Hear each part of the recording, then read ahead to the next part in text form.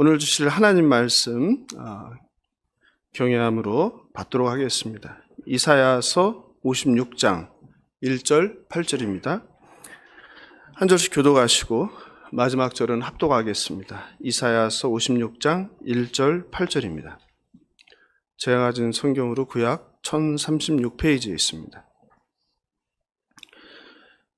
여호와께서 이와 같이 말씀하시기를 너희는 정의를 지키며 의를 행하라. 이는 나의 구원이 가까이 왔고 나의 공의가 나타날 것임이라 하셨도다. 그의 손을 금하여 모든 악을 행하지 아니하여 이와 같이 하는 사람, 이와 같이 굳게 잡는 사람은 복이 있네. 여호와께 연합한 이방인은 말하기를 여호와께서 나를 그의 백성 중에서 반드시 갈라내시리라 하지 말며 고자도 말하기를 나는 마른 나무라 하지 말라.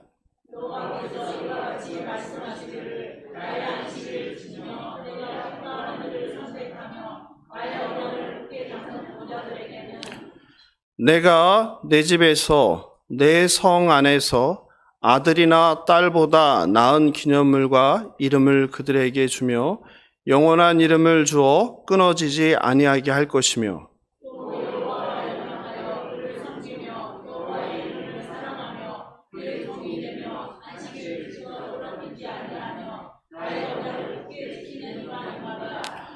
내가 곧 그들을 나의 성산으로 인도하여 기도하는 내 집에서 그들을 기쁘게 할 것이며 그들의 번제와 희생을 나의 제단에서 기꺼이 받게 되리니 이는 내 집은 만민이 기도하는 집이라 일컬음이 될 것임이라. 함께 읽겠습니다. 이스라엘의 쫓겨난 자를 모으시는 주 여호와가 말하노니 내가 이미 모은 백성 외에 또 모아 그에게 속하게 하리라. 아멘. 봉헌기도 올려드리겠습니다. 거룩하시고 사랑과 인애가 풍성하시며 노하기를 더디하시는 창조주 하나님 아버지, 오늘도 우리에게 호흡을 허락하셔서 그리고 우리에게 상황을 허락하셔서 예배의 자리에 나와 하나님을 찬양하고 기도하고 예배 드릴 수 있게 하심을 감사드립니다. 하나님, 그러나 너무나 마음 아프게도 트리게와 시리아 대지진으로 인해서 너무나 많은 희생자와 그리고 피해를 당했습니다. 하나님, 어찌 이런 재난이 일어날 수 있는지, 어찌 이런 재난으로 그 수많은 사람들이 목숨을 잃고 몸을 다치고 재산을 잃고 절망과 황망함에 빠져야 하는지 모르겠습니다. 주님, 그 나라 그 민족들을 불쌍히 여겨 주시옵소서. 추운 날씨 가운데 갈 곳도 없고 사랑은 사람을 잃어버린 그들의 마음을 만져주시고 그들이 이런 상황 가운데서 하나님을 만나는 시간이 될 수 있도록 구원의 은총을 그 나라 그 민족들에게 베풀어 주시옵소서. 바라옵기는 전 세계가 한 마음으로 그들의 슬픔에 동참할 수 있도록 마음을 움직여 주시옵소서. 특별히 우리 예수사랑교회도 그들을 위해서 우리가 기도하는 것은 물론이고 우리가 실제로 무엇을 할 수 있는지를 고민하고 행동하는 우리 되게 하여 주시옵소서. 하나님, 오늘도 일주일 동안 세상에서 하나님 백성으로 살다가 아버지 땀 흘리고 눈물 흘리며 번 소득의 일부를 주님께 정성껏 올려드립니다. 하나님, 우리의 마음과 우리의 재물을 받아주시옵소서. 하나님, 그러나 드릴 것이 없는 빈손도 있사오니 주님 그들을 불쌍히 여기사 그들의 마음을 받아주시고 때마다 까마귀를 보내 그들의 삶의 필요를 채워주시고 선한 사마리아인을 통하여 그들의 삶을 책임져 주시옵소서. 하나님, 오늘도 주님의 말씀을 듣습니다. 살았고 활력 있는 생명의 말씀이 선포될 때마다 나의 생각을 꺾게 하시고 나의 거짓과 위선을 내려놓게 하시고 오직 하나님의 말씀으로 우리를 새롭게 하여 주시옵소서. 감사하며 생명 되신 예수님의 이름으로 기도합니다.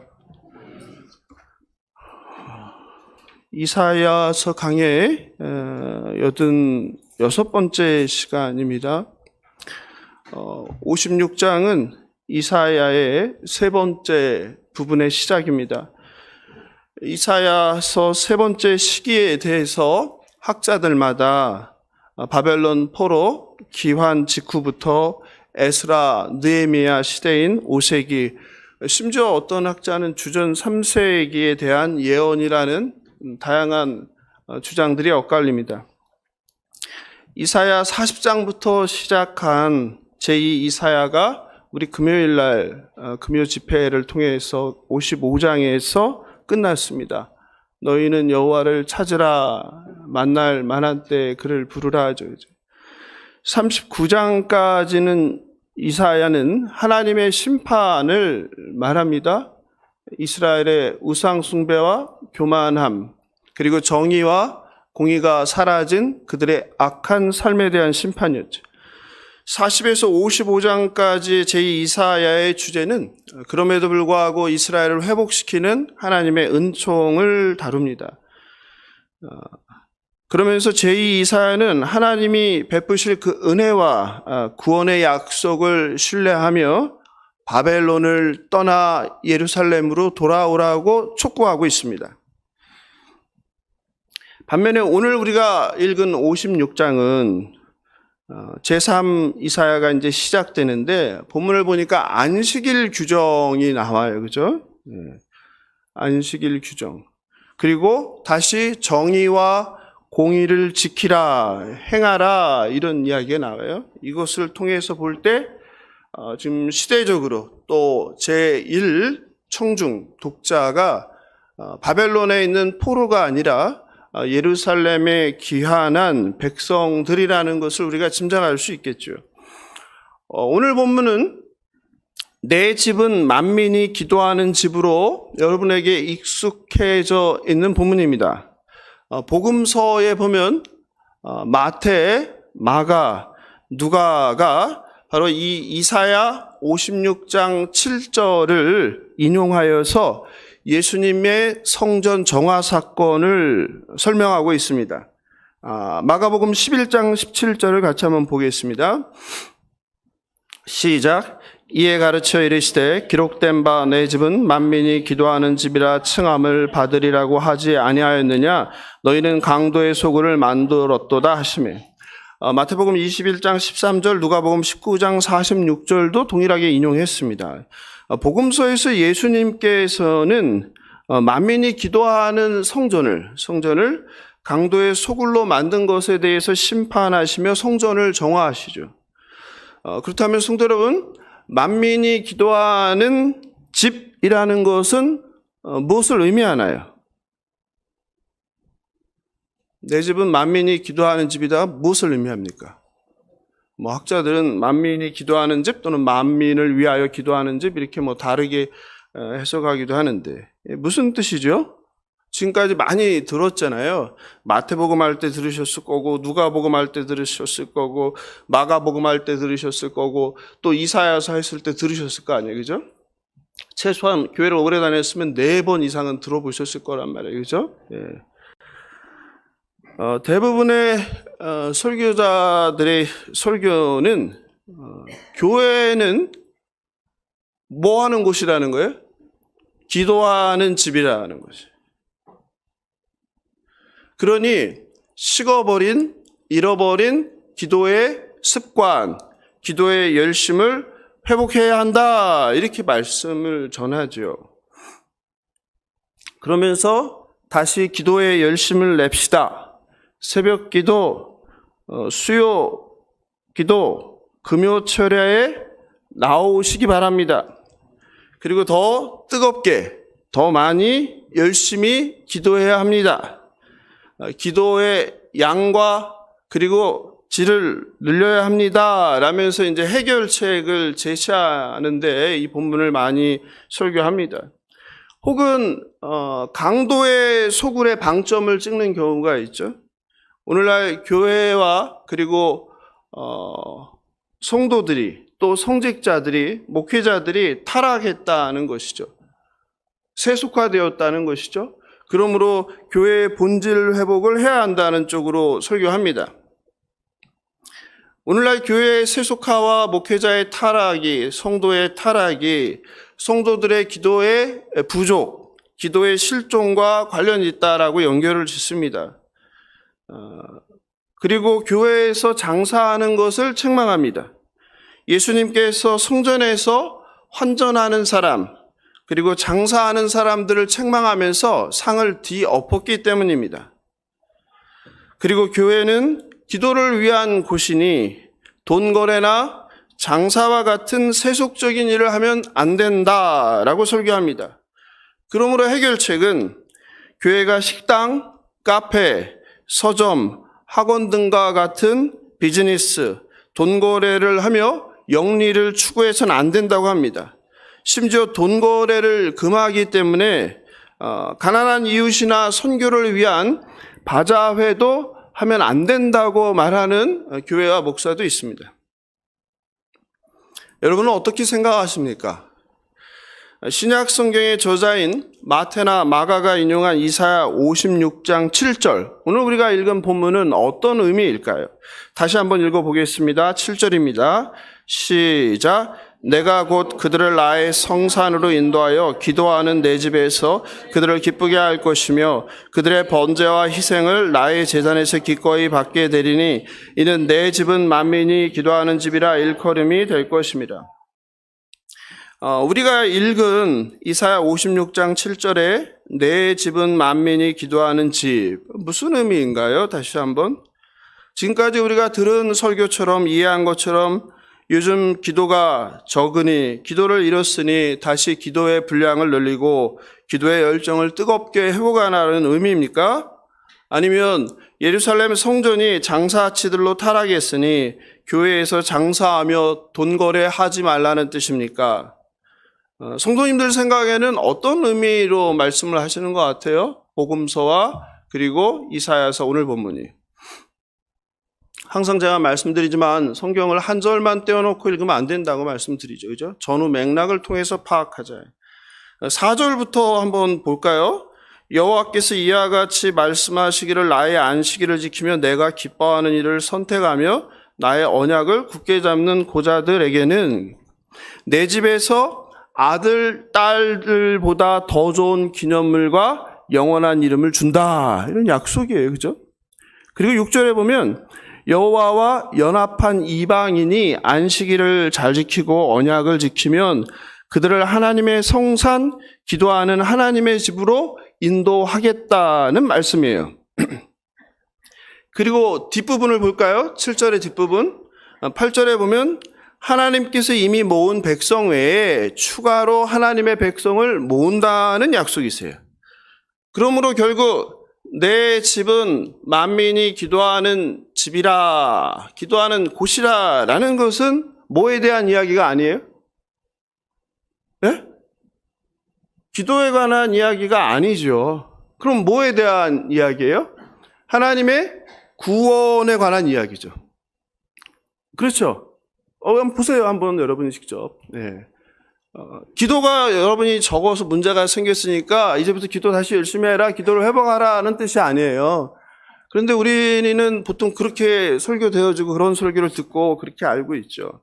이거는 하나님의 구원사의 변화에 대한 이야기예요. 굉장히 놀라운 말씀이죠. 하나님의 은총이 새롭게 허락된 백성들, 누구예요 그게? 고자와 이방인들에게까지 확대된다라는 거예요. 만약 그들이 뭐하면 하나님을 신뢰하고 하나님을 붙잡고 연합하고 하나님 말씀에 순종한다면, 이 말씀이죠. 그죠? 그랬을 때 그들이 하나님의 집에 거하게 된다는 거죠. 그곳에 모여 기도하고 찬양하고 말씀을 듣는단 말이겠죠. 그죠? 즉 하나님의 자비로 구원을 받아 여호와의 집에 들어올 수 있게 된 새로운 하나님의 백성들로 가득한 하나님 나라의 회복을 예언하는 본문이 바로 이사야 56장 7절입니다. 아멘. 네. 이것과 관련해서 한 가지 더 우리가 더 보면 좋을 것 같아요. 춥지 않죠? 그죠? 어떠세요? 추우세요? 예. 조금 있다가 여기 거는 하나만 꺼주시면 좋을 것 같아요. 마가복음을 보니까 예수님께서 만민이 기도하는 집을 강도의 소굴로 바꿨다고 했어요. 그죠? 이 강도의 소굴은 어디 나오는 이야기입니까? 이거는 예레미야에 나오는 거예요. 예레미야 7장 11절. 그러므로 복음서 기자는 이사야서 56장 7절과 예레미야 7장 11절을 동시에 인용하면서 말씀하시는 거예요. 예수님께서. 그죠? 한번 같이 보겠습니다. 예레미야 7장 11절입니다. 같이 읽어보겠습니다. 시작.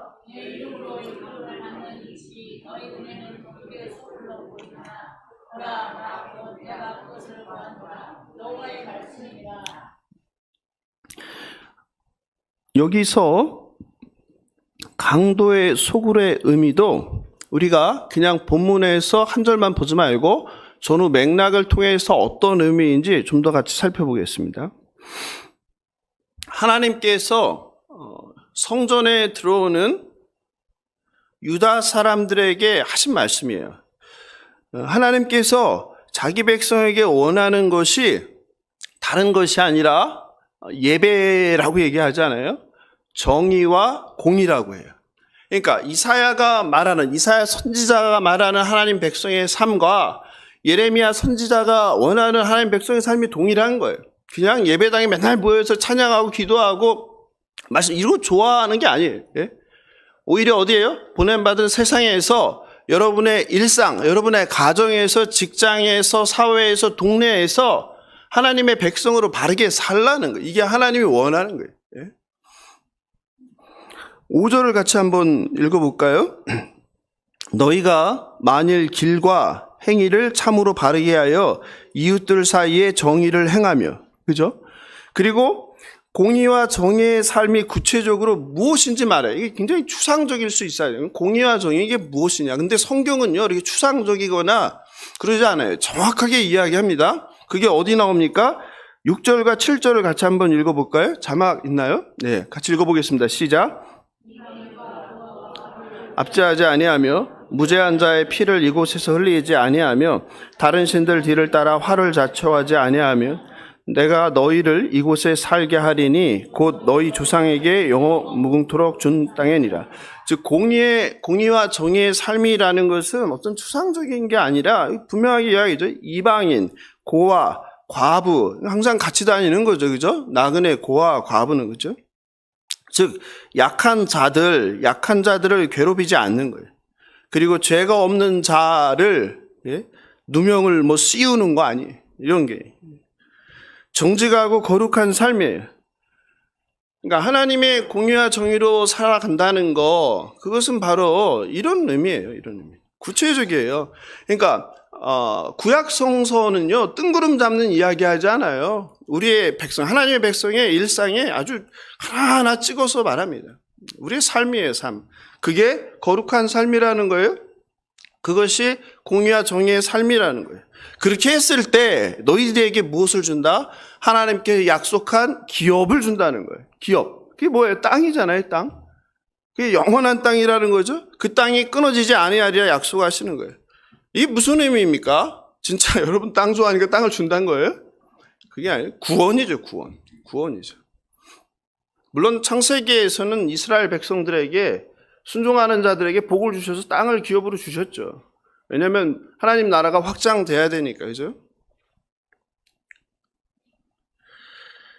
그리고 하나님은 당시 이스라엘이 갖고 있는 잘못된 신앙을 책망합니다.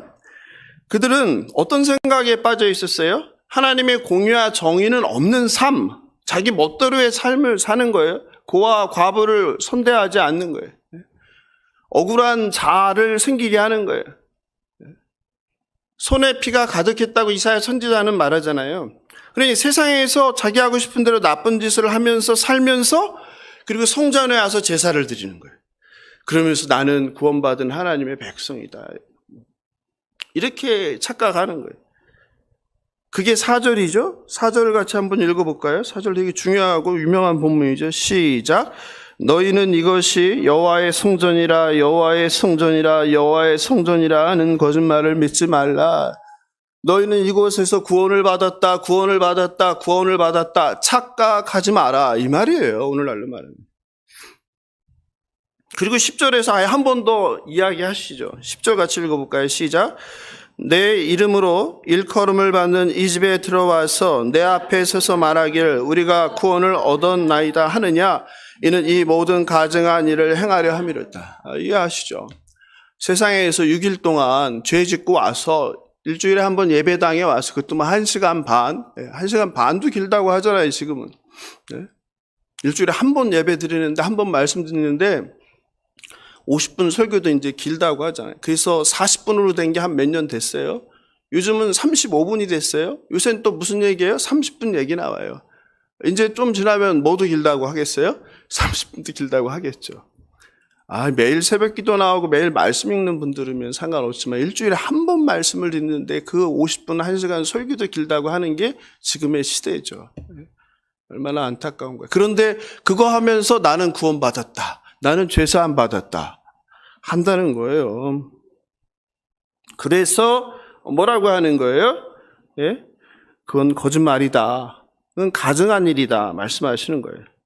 도둑질하고 살인하고 간음하고 거짓 맹세하고 우상 숭배하고 바알에게 분향하고 그러면서도 예배당에 나와서 잘못했다고 고백하면 구원은 따놓은 당상이라고 생각하는 게 그 시대의 이스라엘 백성들이나 오늘날 한국교회 성도들과 다를 게 뭐가 있습니까? 그래서 하나님은 여기를 뭐라고 하는 거예요? 강도의 소굴이라. 강도의 소굴이 무슨 말인지 알겠죠? 거기에 내가 없다는 거죠. 그러니까 모든 교회에 하나님이 계신 게 아니죠. 네? 하나님이 떠난 교회가 많죠. 여러분, 그래서 교회는 그냥 아무데나 그냥 발길 닿는 데 가는 게 아니에요. 누구의 책임이 큰 거예요? 성도의 책임이 큰 거예요. 나는 내가 하나님의 백성으로서 뭘 찾아야 돼요? 어제도 누가 질문을 하던데 저한테. 성도는 그래서 바른 교회, 바른 말씀을 찾으려고 애써야 하는 거예요. 왜냐하면 내가 살아야 되니까. 잘못된 교회 가서 잘못된 말씀을 들으면 하나님을 오해하게 되고 하나님을 오해하게 되면 나의 삶이 잘못된 길로 가기 때문이죠. 오늘날 정말 건강한 교회라고 하는 바른 교회라고 하는 곳이 사실 찾기 어렵잖아요. 찾기 힘듭니다. 제가 목사가 아니라 성도여도 어느 교회를 갈까 할 때 참 그게 쉽지 않아요.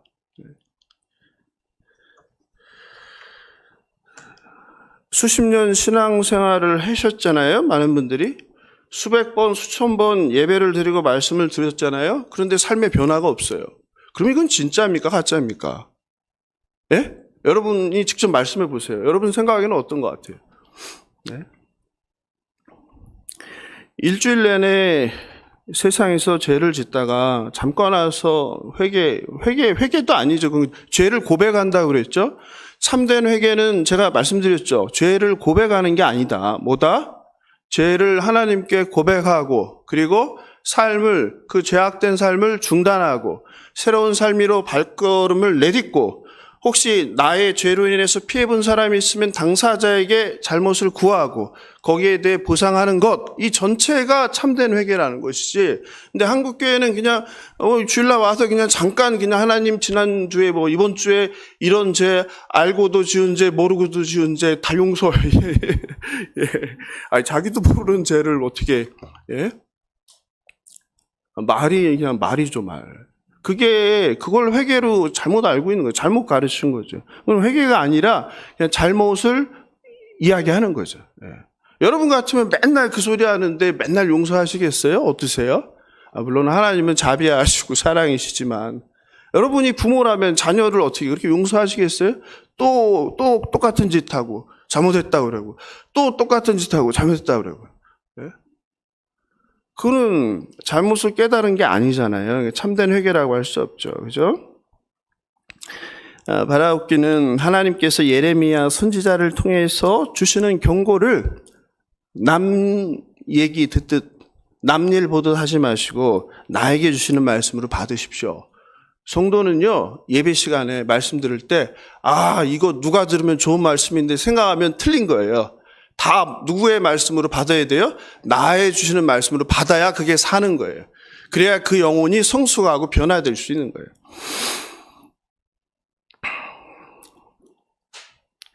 이제 강도의 소굴이 어떤 맥락인지 이해하시죠, 그죠? 예레미야 선지자도 결국 성전에서 기도를 많이 안 한다는 뜻으로 이 얘기를 한 게 아니라는 거예요. 유다 백성들이 참된 회개나 순종 없이 악을 반복하는 삶, 이 삶에 대해 이런 삶을 계속한다면 아무리 성전에 와서 좋은 재물을 갖다 바쳐도, 소를 잡아 갖다 바쳐도 내 받지 않는다, 이 가증한 놈들아, 이 더러운 놈들아, 이 말이죠.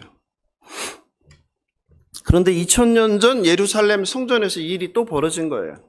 그래서 예수님이 가서 뒤에 엎은 거죠. 뭐 하고 있었던 거예요? 종교 제사장들이, 그죠? 뭐 한 거예요? 그러니까 하나님께 올려드리는 제물을 속여 판 거죠. 안 좋은 걸 갖다가 좋은 것으로 비싸게 판 거죠. 또 환전상들이 환율 치기를 한 거죠. 환율을 속이면서. 그죠? 하나님은 저울을 속이지 말라고 했는데 환율을 속이는 거죠. 그러니까 참 인간의 죄악은 오래된 죄악이에요. 그때나 지금이나, 그죠? 그렇게 하는 자들을 책망한 본문입니다. 하나님의 은혜로 저와 여러분과 같은 이방인도 하나님과 연합하여 순종하면 하나님의 집에 들어가게 됩니다. 구원의 방주 밖에 있던 이방인이 이제 하나님의 은혜로 구원의 방주로 초대된 일이에요. 원래 고자와 이방인은 여호와의 총회에 들어갈 자격이 없었습니다. 이게 신명기 23장 1절 3절입니다. 같이 한번 읽어볼까요? 신명기 23장 1절 3절입니다. 시작. 고환이 상한 자나 음경이 잘린 자는 여호와의 총회에 들어오지 못하리라. 사생자는 여호와의 총회에 들어오지 못하리니 10대에 이르기까지도 여호와의 총회에 들어오지 못하리라. 암몬 사람과 모압 사람은 여호와의 총회에 들어오지 못하리니 그들에게 속한 자는 10대뿐 아니라 영원히 여호와의 총회에 들어오지 못하리라. 신명기는 고자나 이방인이 여호와의 총회에 들어올 수 없다고 이야기하죠. 총회라는 것은 히브리어로 카할인데요. 카할이라는 것은 공적인 모임, 그 당시는 제사를 의미하죠. 오늘날에는 이 카할이 무엇입니까? 지금 우리가 모인 이 교회, 이 교회를 카할이에요, 카할. 교회는 그러면 하나님의 백성들이 모인 거룩한 공동체이죠. 그 말은 이 공동체에 아무나 들어올 수 없다는 뜻이죠. 그래서 이리가 있어요, 없어요? 우리 가운데. 없길 바라지만 이리가 있죠. 그래서 교회는 뭐 하는 거예요? 이리가 발견될 때 권징을 하는 거예요, 권징. 오늘날 한국교회 가장 큰 문제 중에 하나는 뭐예요? 권징이 사라진 거죠. 왜? 성도 한 명이 아쉬우니까. 그죠? 성도 한 명이 아쉬우니까. 그런데 그 권징이 사라졌기 때문에 한국교회가 또 한편으로는 뭐가 돼버렸어요? 거룩을 상실하게 되었죠.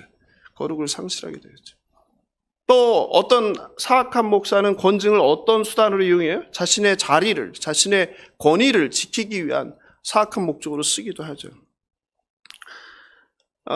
그만큼 이 여호와의 총회라는 거, 이건 공동체의 거룩을 지키기 위한 방편이에요. 그래서 부정한 사람들로 인해 하나님의 공동체가 부정하게 되지 않도록 이렇게 한 건데, 이런 하나님의 규례가 오늘 이사야서 56장에서 큰 변화가 생기는 거예요. 여호와의 총회에 금지되었던 고자와 이방인이 하나님의 구원의 은총으로 하나님의 집에 허락되게 되는 사건이에요. 이게 얼마나 놀라운 사건이에요. 여러분, 저와 여러분이 이방인이잖아요. 이스라엘에게. 이방인인 저와 여러분이 하나님의 집에 들어가게 된 사건, 그것을 선포하는 거예요. 1절이죠? 1절 같이 읽어볼까요? 시작. 여호와께서 이와 같이 말씀하시기를 너희는 정의를 지키며 의를 행하라. 이는 나의 구원이 가까이 왔고 나의 공의가 나타날 것입니다. 여기서 굉장히 중요한 게 있는데요. 하나님께서 정의와 의를 뭐와 함께 사용하세요? 구원이에요, 구원. 여러분, 놀라운 사건이에요. 우리 신약에서는 주 예수를 믿으라. 그리하면 너와 네 집이 구원을 얻으리라 하잖아요. 근데 구약에서는 뭐예요? 하나님의 정의와 공의가 뭐와 같이 짝짓기하고 다닌다? 구원과. 아주 많은 본문에서 그렇게 이야기하죠. 하나님께서 정의를 지키며 의를 행하는 백성들에게, 자들에게 구원이 가까이 왔다고 선포하시는 거예요. 즉 하나님의 공의와 정의의 삶을 사는 자들에게 바로 뭐가 구원이 결과적으로 온다는 거예요. 또 행위구원으로 오해하시면 안 됩니다.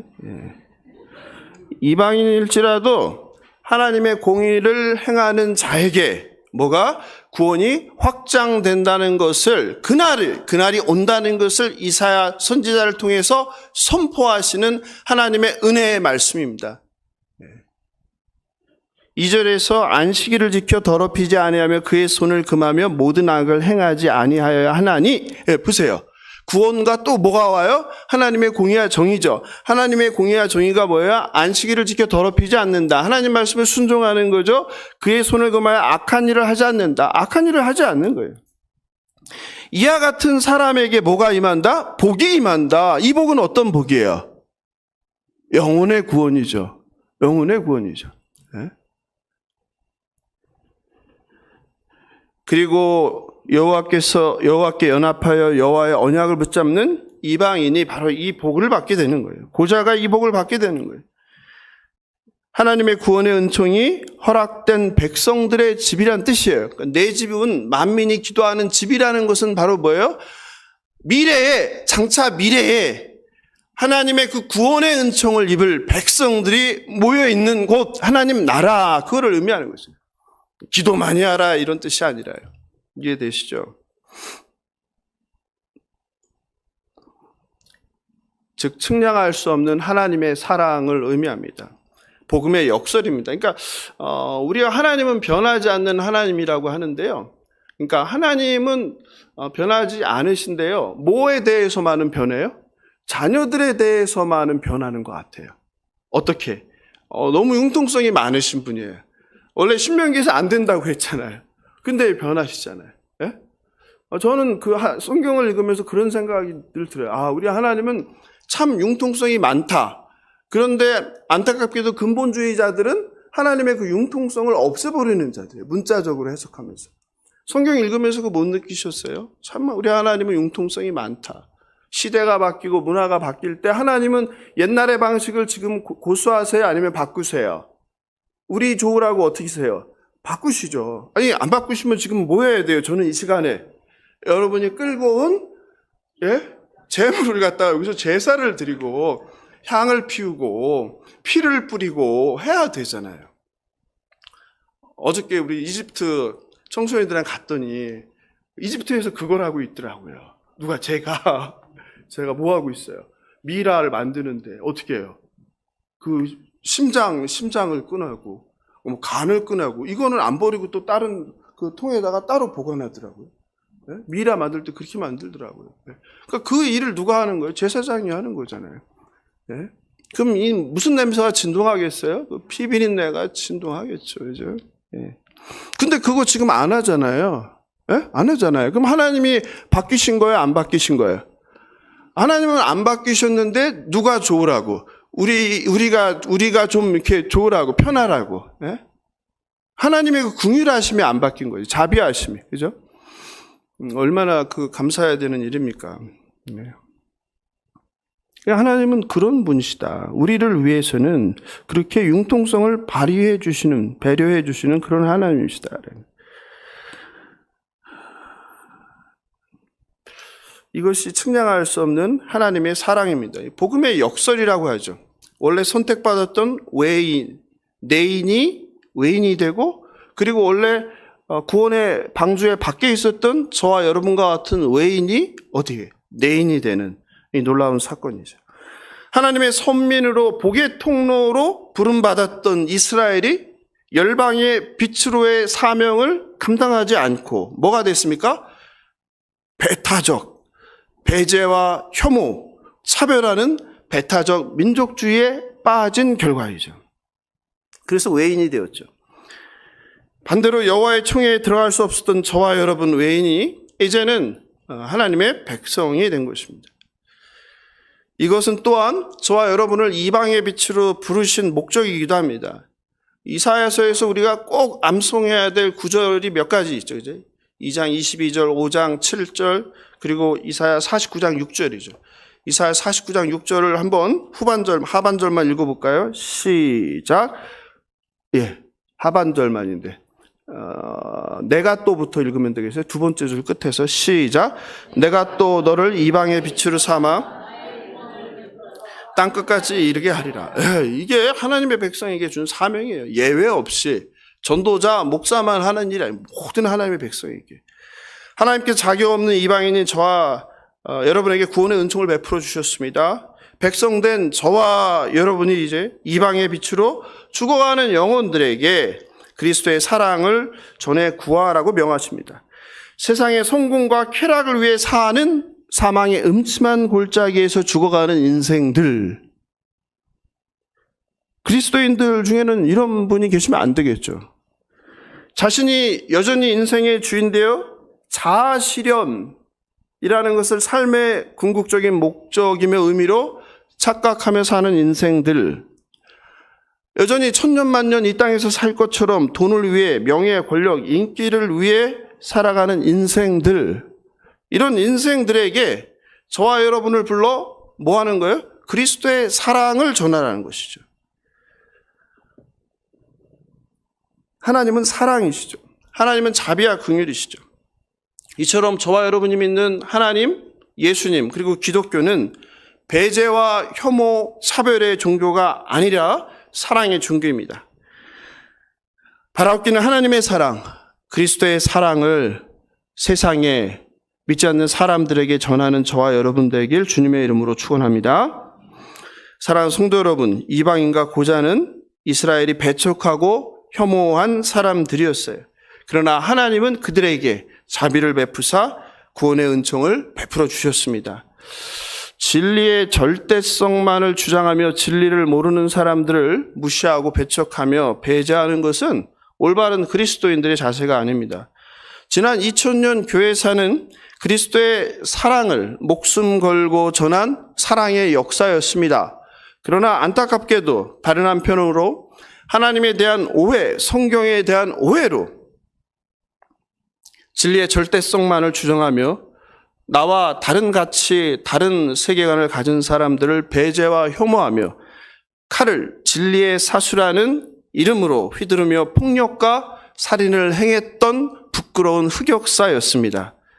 그것이 중세의 수많은 마녀 사냥이었고 십자군 전쟁이었고 주인인 인디언들을 죽이고 미 대륙을 빼앗은, 남의 땅을 빼앗은 사건입니다.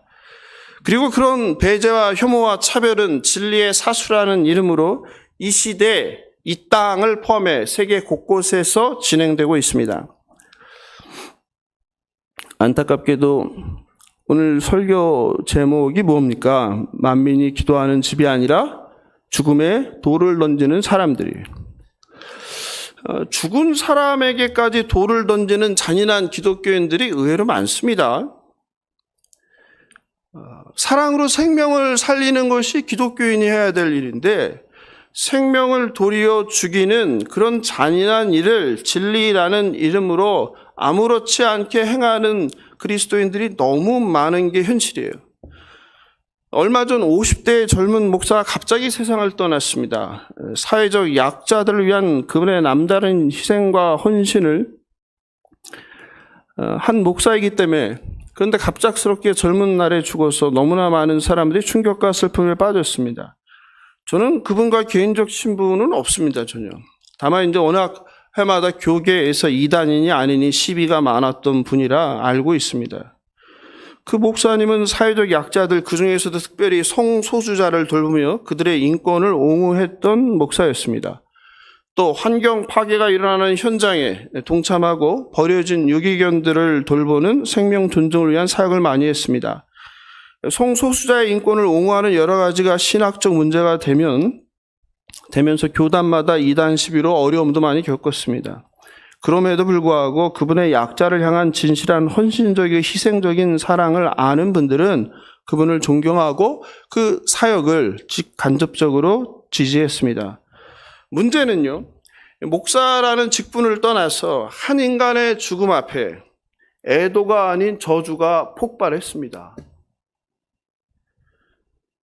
그 한 인간의 평생에 걸친 약자들과 함께한 희생과 헌신은 그냥 무지되고 그분이 도운 약자가 성소수자라는 이유로 그들의 인권을 옹호했다는 이유로 기독교인들의 저주가 그 사람이 죽고 나서 폭발을 해버렸어요. 물론 저도 개인적으로 그분의 동성애와 다른 몇 가지 신학적인 주장에 대해 동의하지 않습니다. 그러나 2000년 전 예수께서 죄인의 친구로 이 땅에 오셨습니다. 창녀의 곁에 가셨어요. 네? 도둑인 세리의 곁에 가셨어요.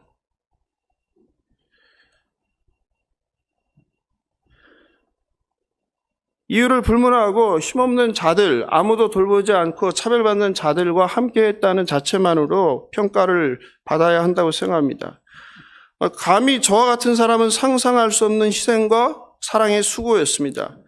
그런데 목사를 떠나 한 인간의 죽음에 대한 애도는커녕 수많은 그리스도인들이 신문 기사마다 쏟아진 그 저주는 참담하기가 이를 데 없습니다.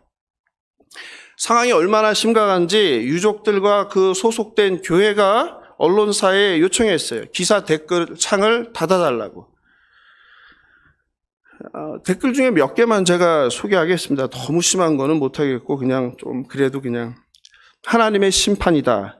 미친 악마, 사탄, 미친 X, 경축, 벼락 맞아 죽었군. 무늬만 목사인 미친 X 뭐 같은 뭐. 부끄러운 줄 알아라. 꺼져라. 지옥에 있겠지? 잘 가.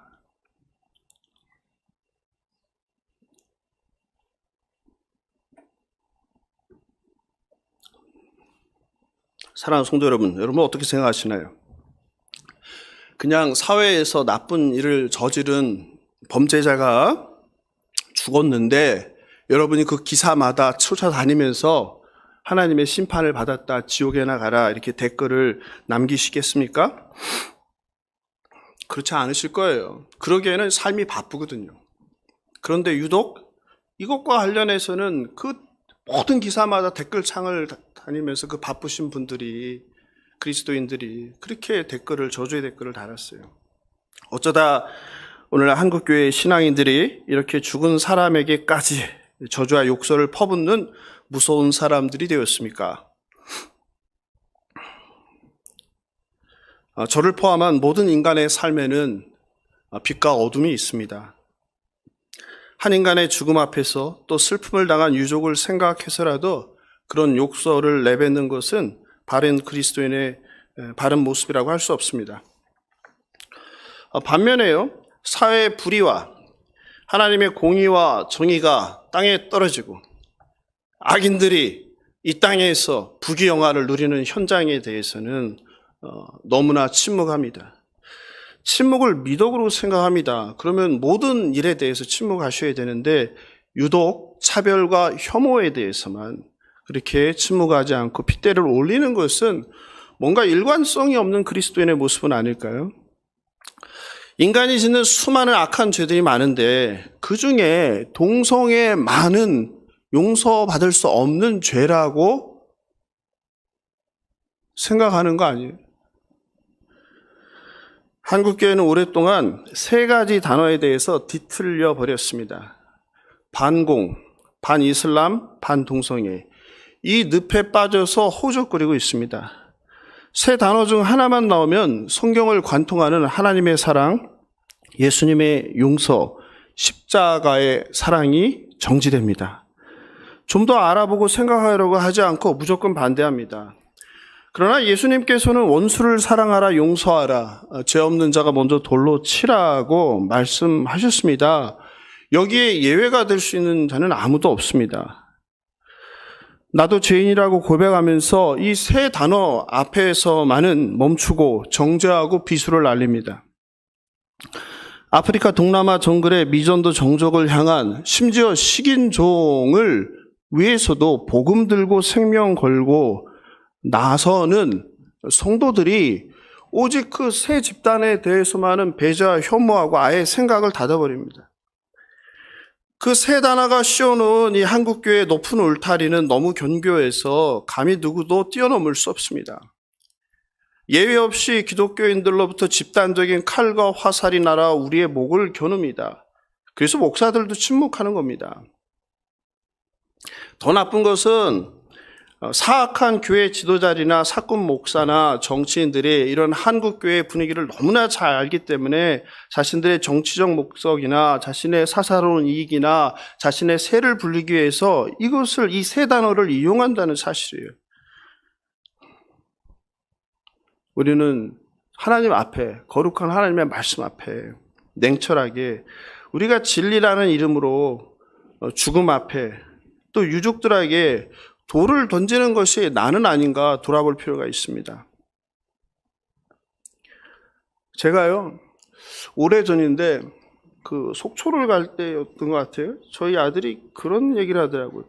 잘 기억은 안 나는데 그 절에 그 무슨 사건이 있었잖아요. 절에 불 지른 사건 이런 거. 그러면서 우리 아들이 그가 비슷한 얘기를 한 것 같아요. 예. 그런데 그게 그렇게 화가 나거나 아들을 책망하거나 그렇게 들리지가 않더라고요. 오히려 얘가 믿음이 있구나 이런 생각이 들리더라고요. 여러분은 어떠세요? 네? 아마 여러분 가운데는 오늘 이 이야기를 들으면서 쉽지 않은 분도 많이 있을 거예요. 그런데 저도 그랬으니까요, 과거에. 그런데 이것은 주님의 가르침과 성경의 가르침과는 너무 다릅니다. 예수께서는 요한복음 8장 7절에서 가늠한 여인이죠. 그죠? 가늠한 여인을 비난하는 사람들, 군중들을 향해서 성경에서 그랬잖아요. 가늠한 여인은 돌로 쳐 죽이라. 그죠? 네? 여러분, 이 말대로 하면 참 하나님이 자비하지. 오늘날 여기 살아남을 사람이 얼마나 있겠어요? 성경이 말하는 간음은 어떤 거예요? 실질적인 간음이 아니라 마음으로 음욕을 품은 간음이잖아요. 저도 이미 돌로 쳐 죽음을 당해야 되는 거죠. 여러분 가운데 몇 명이나 살아있겠어요?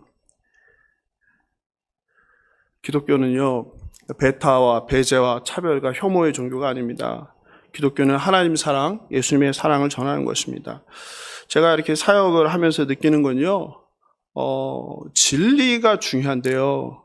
진리보다 더 중요한 것은 사랑이 사랑. 예. 진리는요, 성경에도 그렇잖아요. 진리를 전하되 어떻게 전하라? 사랑 안에 전하라는 거예요, 사랑. 사랑이 없는 진실을 파헤치는 것, 진리를 외치는 건요, 비수가 돼서 상대방을 죽일 수 있는 거예요. 네, 사랑입니다, 사랑. 사람을 살려내는 건 사랑이에요. 사랑밖에 없습니다. 깨어진 공동체는 다 어떤 문제입니까? 갈등하는 공동체는 진리 싸움을 하는 거예요. 네가 옳으니 내가 옳으니. 그래서 서로 사랑한다고 고백하면서 한 이슈가 터져버리면 갈라져서 서로 뭐라고 부르는 거예요? 이 사탄아 물러가라 하는 거예요. 여러분 그게 말이 됩니까? 뭐가 없기 때문에 그런 거예요. 의의를 추구하고 사랑이 없기 때문이에요. 그래서 예수께서 죽을 수밖에 없었습니다. 그래서 하나님께서 마지막 선택지, 자기 아들 예수를 이 땅에 2000년 전에 보내신 거예요. 그리고 십자가에서 죽으신 거예요. 기독교는요, 죽어야 사는 종교예요. 부부간에도 보세요. 서로 자아가 충만하여서 자기 의견을 내세우는 집안에 평화가 있습니까? 날마다 전쟁 아니에요? 둘 중에 누구든 하나가 먼저 죽어야 되잖아요. 죽어야 돼요. 둘이 같이 죽으면 정말 행복한 집안이 되는 거고요. 그죠? 죽어야 사는 거예요. 사람을 살리는 것은 사랑밖에 없다는 것을 꼭 기억하시기 바랍니다. 사랑하는 성도 여러분, 과연 어떤 죄인이 하나님께 나와 무릎 꿇고 죄를 완전히 회개하며 그리스도 안에서 새로운 피조물로 새로운 인생을 산다고 할 때 용서받지 못할 죄가 무엇이 있다고 생각하십니까? 한번 말씀해 보세요. 우리 인간이 이 이기적이고 자기밖에 모르고 사악한 인간이 저지르는 많은 죄들이 있는데 어떤 죄는 도저히 용서받을 수 없다. 한번 말씀해 보세요. 여러분 의견을 듣고 싶어요. 이것만은 안 돼. 예? 살인은 용서가 되고, 예? 그것도 어떤 살인이라고 그러죠? 시리얼 킬러, 킬링, 연쇄살인범. 이런 자들도 만약에 회개하면 용서가 되고, 그런데 동성애자는 용서가 안 되는 거예요. 네? 그러니까 우리 안에 그게 뭐가 잣대가 달라요. 잣대가. 그렇지 않아요? 한번 생각해 보세요. 그 연쇄살인범이 용서가 안 되면 동성애자도 용서가 안 되겠죠. 다른 죄도요. 그죠? 성경은 그렇게 얘기하지 않는데요.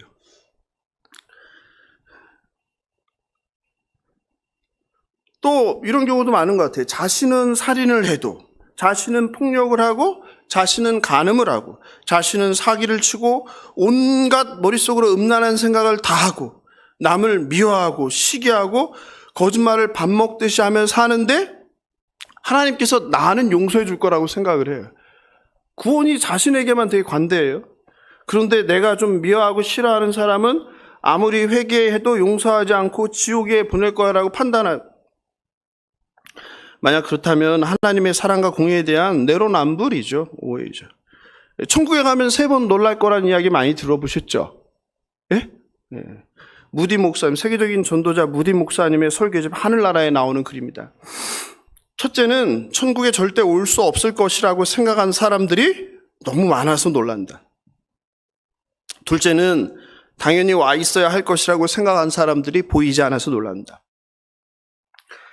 마지막은 내 자신이 와 있는 것을 보고 놀란다. 이런 이야기죠. 한번 많은 것을 우리에게 생각하게 하죠. 사랑하는 성도 여러분, 구원은 하나님의 주권입니다. 우리가 구원에 대해 확신을 갖는 것은 좋지만 구원의 확신이 우리의 천국행을 보장하지는 않는다는 사실을 기억하시기 바랍니다. 내가 천국 가기 전에 나의 구원도 모르는데 다른 사람의 구원을 그리스도인이 판단해서 지옥에나 가라, 지옥에 있겠지, 이런 저주를 퍼붓는 것은 마땅하지 못합니다. 한 인간의 죽음에 대해서 애도하며 유족들을 위로하는 것이 그리스도인의 바른 자세입니다. 오늘 이사야 56장은 이스라엘 총회에 금지된 이방인에게 하나님과 연합하면 하나님의 구원의 은총이 주어진다는 것을 선포합니다.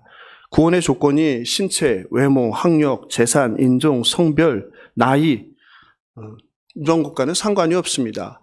여호와와 함께하느냐, 여호와와 연합하느냐, 하나님의 말씀대로 정의와 공의의 삶을 살아내느냐입니다. 사랑하는 성도 여러분, 이방인에게 허락된 사랑으로 저와 여러분이 하나님의 백성이 되었습니다. 그리고 오늘 이 시간 우리의 삶의 일부를 하나님께 올려드리는 거예요. 이게 제사죠? 이게 제사입니다. 이제 그 사랑으로 구원의 은총을 받아 영생을 누리는, 영생의 선물을 받은 저와 여러분의 차례입니다. 이제 저와 여러분이 만약 용서할 수 없는 누군가가 있다면, 혐오하는 누군가가 있다면 그에게 다가가 그리스도의 사랑을 나눌 때입니다. 그것이 저와 여러분을 이방의 빛으로 선택하고 부르시고 보낸 하나님의 뜻이고 계획이십니다. 이방의 뜻으로 하나님의 사랑을 전하라는 말씀에 순종하는 저와 여러분 되시길 주님의 이름으로 축원합니다. 이방의 빛으로 그리스도의 사랑을 전하라는 하나님 명령에 순종하여 100년 전 이 땅에 많은 선교사들이 목숨을 걸고 왔습니다. 선교사들은 가난하고 미개한 나라 조선의 많은 학교와 병원, 자선과 구제를 위한 사회단체를 세웠습니다. 연세대학교, 세브란스 병원, 이화여자대학교, 숭실대학교, 모건대학교, 전주대학교, 배재대학, 대한매일신보, 협성신학교, 감리교신학교, 장로교신학교, 광해원, YMCA, 크리스마스실, 전국의 수많은 고아원들, 수원에도 있죠. 수원의 3일학교, 수많은 전국의 중고등학교입니다. 어제 주일학교 어린이, 청소년, 그리고 친구, 선생님들과 함께 오전에는 이집트 미라전을 가고 오후에 이 선교사들이 묻혀있는, 그들의 가족이 묻혀있는 양화진 외국인 선교사 묘원에 갔습니다. 언더우드 선교사는 1885년에 내한하여 우리나라 첫 장로교회인 세문안교회 아시죠? 유명한 세문안교회, 그리고 경신학교, 연세대학교를 설립했습니다. 언더우드 가족은 자신, 아내 등 모두 7명이 양화진 선교사 묘원에 안식하고 있습니다. 사진, 예, 언더우드 가족명. 미국 홀가는 3대가 함께 양화진에 있습니다. 제1대 윌리엄 제임스 홀은 최초로 평양 의료 선교사로서 광성학교를 설립했습니다. 부인 로제타 홀은 맹인 점자교육의 선구자로 평양에 최초로 병원을 건립했습니다. 제2대 셔우드 홀은 한국 최초 결핵요양원 설립자이며 크리스마스 씨를 발행했습니다. 그 부인 메리안 버텀리 홀도 결핵요양원과 크리스마스 씨의 선구자입니다. 미국 북장로 소속 모 선교사는 이 땅의 차별과 무시를 당하던 백정들에게 복음을 전해 백정 해방 운동의 조력자가 되었습니다. 1907년 24살의 꽃다운 나이에 내한한 루비 켄드릭은 개성에서 영어를 가르치고 아픈 아이들을 간호하다가 과로로 급성 맹장염에 걸려서 9개월 만에 죽었습니다. 양화진에 있는 그녀의 묘비에 영어로 되어 있긴 한데 다음에 그렇게가 쓰여 있습니다. 영어를 번역하면 만일 내게 누군가에게 줄 1000개의 생명이 있다면 그 모두를 조선에 바치리라 이런 내용이죠. 여러분, 나에게 1000개의 목숨을 준다고 할지라도 나는 그 목숨을 조선에 바치리라. 이게 24살짜리 미국 루비 켄드릭의 이야기예요. 말씀을 마무리합니다. 지금 소개해드린 24살 어린 선교사 루비 켄드릭이 이 땅에 생명을 주기 위해서 와서 9달 만에 죽었어요. 그녀가 부모님께 보낸 편지입니다. 한번 들어보세요.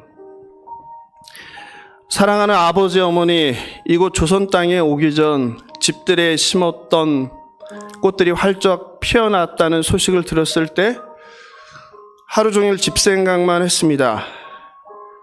욕심장이 수지가 그 씨앗을 받아 동네 사람들에게 나누어 주었다니 너무나 대견스럽더군요.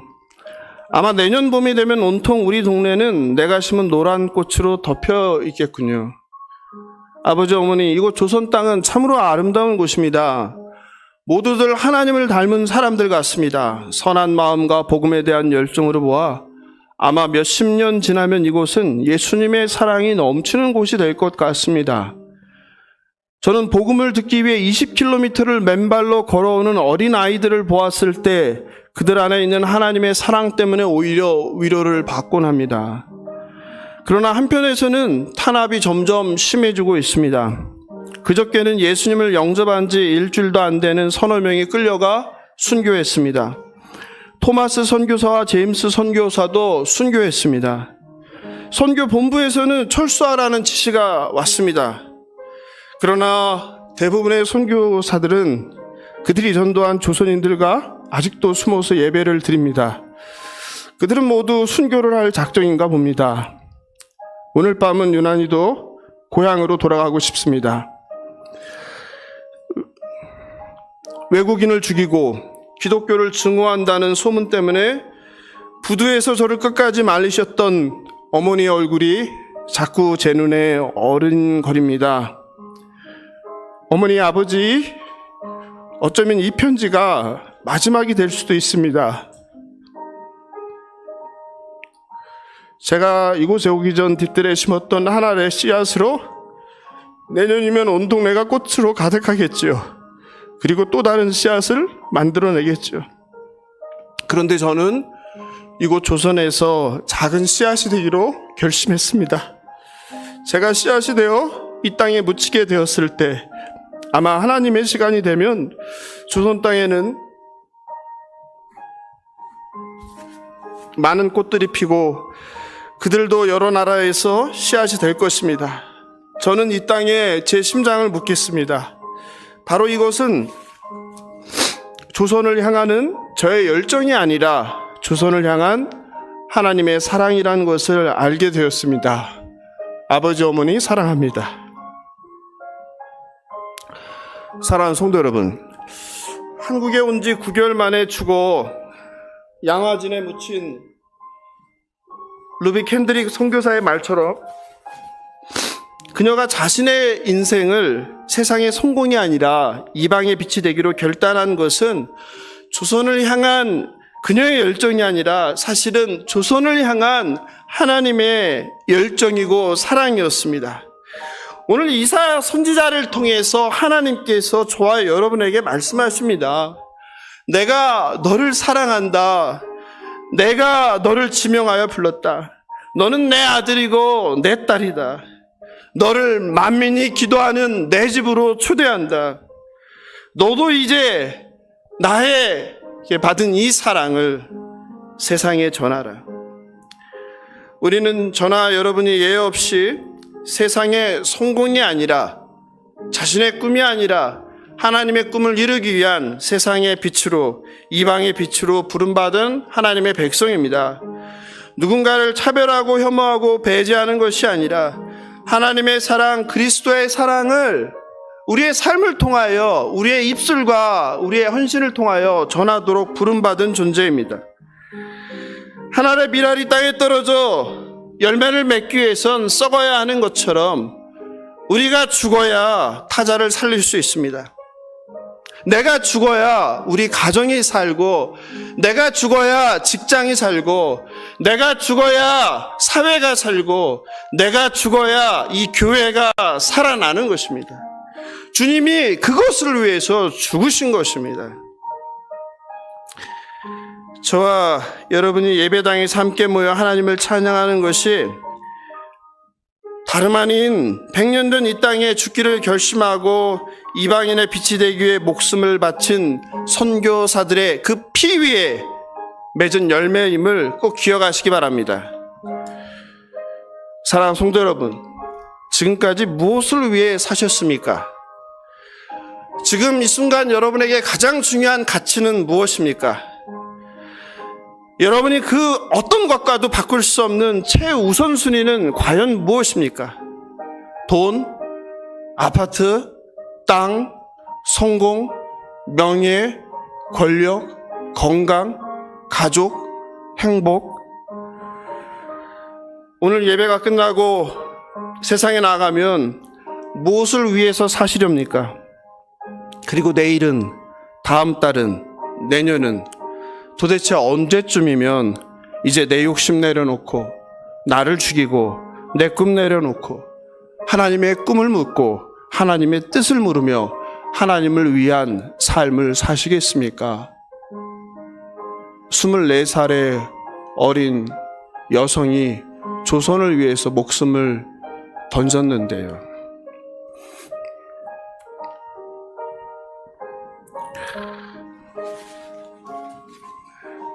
지금 혹시 죽은 자를 향해 돌을 던지며 저주를 퍼붓는 기독교인들처럼 여러분도 누군가를 향해 차별과 혐오와 배제와 저주를 퍼붓고 있지는 않으십니까?